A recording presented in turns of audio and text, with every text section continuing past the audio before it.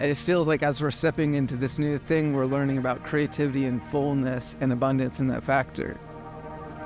Well, I mean, the currency that we use is faith.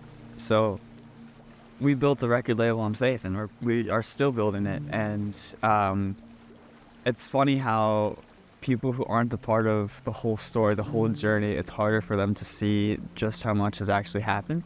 And that's our heart, filming all this stuff, is to share more of our stories. And the funny thing is we always talk about how a lot of people come to us and they want to hear the story of Reborn and what we're doing. And the number one question we always experience is, well, how do you make money? How are you going to make it work? And we don't really have an answer. We're not trying to make it work. God's making it work. And so if I take control of what God's doing, of course it's going to add so much more stress. It's not going to go the way it's supposed to go. I'm going to be miserable. We're going to be anxious because we're going to be in control of it. All the men that are in this boat right now, like that's I feel like the abundance of the relationships, because all of us chose to say yes to coming out at 5 a.m. and freezing cold. If it looks like I'm cold, it's because I am cold. And I've never personally been sailing before, but it seemed like the right idea. And we all laughed because we're like, why do we always do this? And it's like, I don't really know why we do it. I do know that every single time that we've done it, I've created lifelong memories with these people.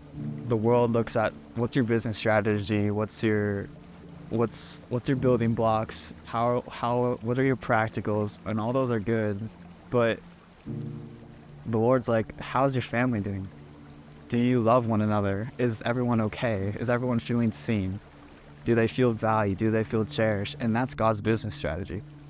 Part of love and agape love is sacrificial and actually choosing to lay down your life in order to be able to experience that with another person. That's the part that I feel like is the most outside of my personality, but it's the part that I feel like I have to choose to work at every single day to actually stay in the life that I want to live. What's funny is, I've seen so many films like this where people talk business strategy of how they got to where they were and all this stuff, and I've never heard someone talk about the importance of the family and who they're actually building it with, unless if you're in a ministry.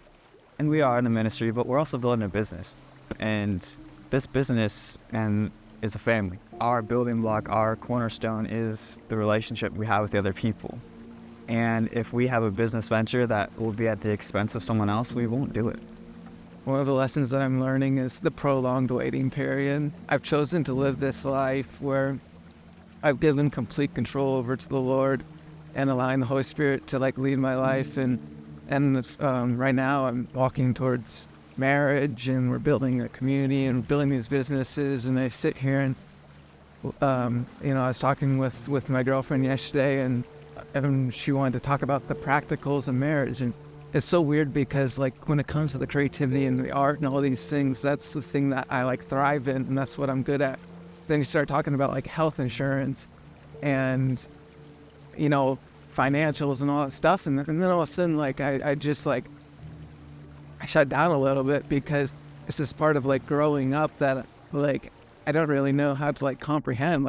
Why is it easier to go do what we're doing right now, which seems like the biggest challenge in the world to some people, but go do the practicals of actually building a family that seems to be the hardest point.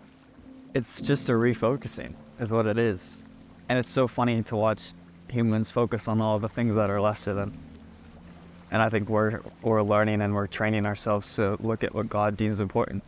I mean, family and relationship, He cares about the dinner table more than anything. Can I have a conversation with the people I love for more than 20 minutes at a dinner table? If I can't, that's a problem, because that's all heaven is. We're understanding the importance of relationships to the Lord, because He's been very serious about that, and we can become distracted with the projects or what we're creating or what we're going to produce and complete, and the Lord's like, that's all secondary to me.